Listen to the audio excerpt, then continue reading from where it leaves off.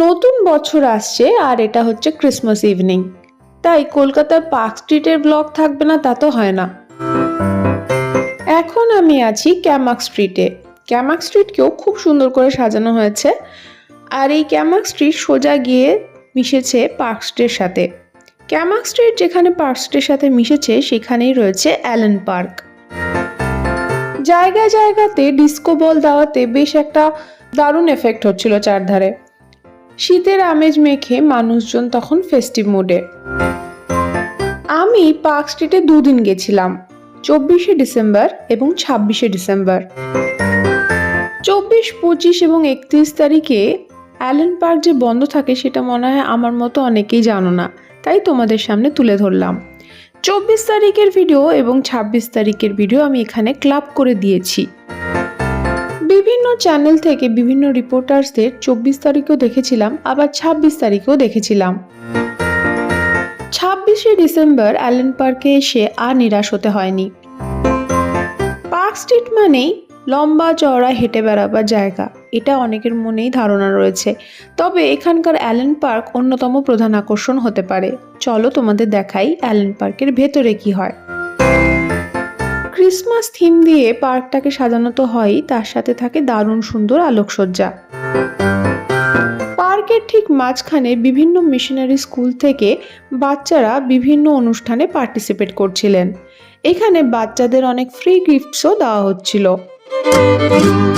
Christmas ক্যারলের সাথে সাথে এখানে আরো অনেক গান গাওয়া হচ্ছিল। এছাড়া প্রফেশনাল সিঙ্গারকেও ওনারা এনেছিলেন, তিনিও খুব ভালো গেয়েছিলেন সেদিনকে। পার্কের এক পাশ দিয়ে বসেছিল ওয়েস্ট বেঙ্গল ট্যুরিজম এবং ওয়েস্ট বেঙ্গল ফরেস্ট ডিপার্টমেন্টের স্টল। ঠিক এই রো ধরে বিভিন্ন রকমের খাওয়া দাওয়া স্টলও বসেছিল।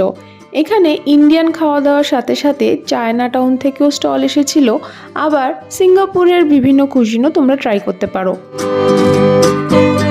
এই স্টলটাতে পাওয়া যাচ্ছিল ভেটকি মাছের ফ্রাই, ভেটকি মাছের ফিশ ফিঙ্গার, চিকেন টিক্কা, পনির টিক্কা এবং ফ্রেঞ্চ ফ্রাইজ। চাইনিজ কুজিন পাওয়া যাচ্ছিল চায়না টাউনের স্টলে। এছাড়াও ফ্রেশলি বেকড কেক পেস্ট্রিজ তো ছিলই। নেচার ডিলাইটস বলে এই স্টলটিতে পাওয়া যাচ্ছিল authentic Singaporean cuisines. Chicken rendang, chicken satay, coconut rice, chowmein, freshly baked pastries এবং ওয়্যাক্স দিয়ে তৈরি বিভিন্ন রকমের জিনিসপত্র, তাছাড়াও হোমমেড সাবান এই স্টলে পাওয়া যাচ্ছিল। আমি একটা chicken satay with egg chow mein order করেছিলাম। আমার কস্ট পড়েছিল 150 টাকা। এখানকার টেস্ট কিন্তু অসাধারণ ছিল। তোমরা কিন্তু এই ডিশটা ট্রাই করতে পারো, হাইলি রেকমেন্ডেড। অ্যালেন পার্কে ঠিক এতটাই সুন্দর করে সাজানো হয়েছিল। অ্যালেন পার্কের একদিকে হলো ক্যামাক স্ট্রিট, আরেক পাশে হলো পার্ক স্ট্রিট। এখন পার্ক স্ট্রিট সাইডে চলে এসেছি।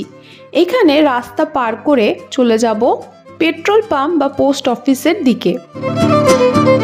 পার্ক স্ট্রিটকে অসাধারণ সুন্দর আলোর রোশনাই দিয়ে সাজানো হয়েছে। তবে পার্ক স্ট্রিটে যে শুধু মানুষ হাঁটতে আসেন তাই নয়, এখানে 26 থেকে 30 তারিখের মধ্যে এলে তোমরা পেয়ে যাবে এই ফুড স্টলগুলো। এই কেবাব স্টল থেকে অর্ডার করে নিয়েছি চিকেন পেয়ারি কেবাব, 100 টাকায় 4 পিস। অসাধারণ খেতে লেগেছিল। পার্ক স্ট্রিটের পুরো ফুটপাথ জুড়েই তোমরা এদেরকে দেখতে পাবে। তবে এদের সাথে যে বাচ্চাগুলো থাকে তাদের থেকে সাবধান। একজন কাউকে কিছু দিতে চাইলে বাকি কোত্থেকে যে 6-7 জন তোমাদের ঘিরে ধরবে তার তোমার কোনো আইডিয়াই নেই। পার্ক স্ট্রিটে টাইটান ওয়াচের সামনে পেয়েছিলাম এই ছোট্ট বোনটিকে, যে নিজে হাতে তৈরি ক্যান্ডেল বিক্রি করছিল। আমি বেশ কয়েকটি ক্যান্ডেল কিনেছিলাম, ওর কাছে দাম সত্যি খুব রিজনেবল ছিল। তোমরা যদি কিছু অর্ডার করতে চাও তাই ওর নাম্বারটা আমি স্ক্রিনে দিয়ে দিলাম। ছোটরা যদি কোনো ইনিশিয়েটিভ নেয় সেটা দেখতেও যেমন ভালো লাগে, তাকে সাপোর্ট করতেও ততোধিক ভালো লাগে।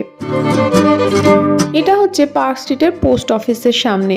এই স্টলগুলোকে তোমরা অবশ্য সারা বছরই দিনে রাত্রে সবসময়ই খোলা পাবে। পার্ক স্ট্রিট পোস্ট অফিস থেকে তোমরা যখন পার্ক স্ট্রিট মেট্রো স্টেশনের দিকে যাবে তখন দেখবে ফুটপাতের উপর সারি সারি সাদা রঙের স্টল বসানো রয়েছে।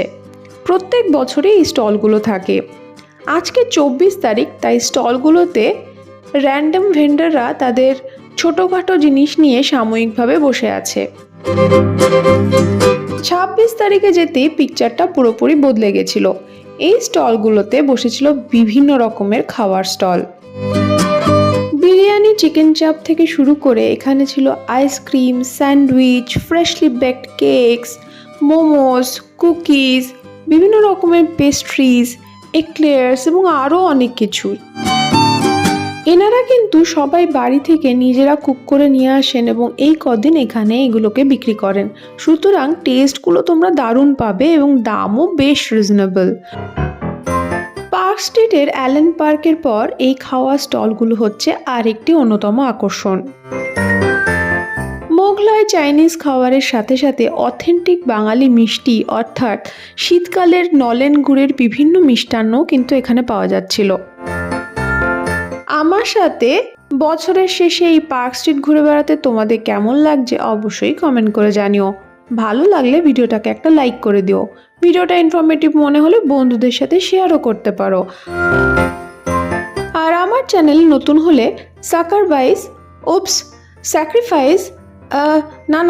সাবস্ক্রাইব ধুত্তেরি যা হোক কিছু একটা করে দিও। তোমাদের সবাইকে জানাই বিলেটেড মেরি ক্রিসমাস এবং আসন্ন 2026-এর জন্য a very very happy new year. 2025-এ যে আশাগুলো অপূর্ণ থেকে গেছে সেগুলো পূর্ণ হোক 2026-এ। তোমরা ঠিক একইভাবে আমার পাশে থেকো। 2025-এর মতো 2026-এও দেশ বিদেশের বিভিন্ন জায়গা আমরা ঘুরে বেড়াবো, জেনে নেব বহু জানা অজানা তথ্য। গত বছর 25শে ডিসেম্বর আমি গিয়েছিলাম বো ব্যারাকসে। কলকাতার এই জায়গাটির একটা ঐতিহাসিক তাৎপর্য রয়েছে। ভিডিওর লিংক আমি ডেসক্রিপশন বক্সে দিয়ে দেব। তোমাদের সাথে আবার দেখা হবে আমার পরের ভিডিওতে। ততদিন সবাই খুব ভালো থেকো। এখন তবে আসি, বাই।